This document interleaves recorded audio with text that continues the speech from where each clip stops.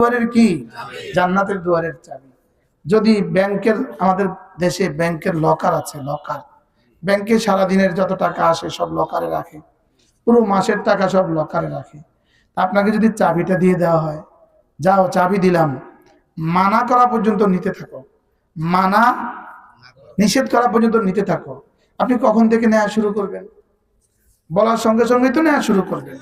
আর শুধু একটা ভাবনা আসবে আপনার, আপনি শুধু একটা চিন্তা করবেন, কখন না জানি মানা করে। বলেন, কখন না জানি কি করে? বলেন, কখন না জানি মানা করে। নিতে শুরু করবেন কখন থেকে?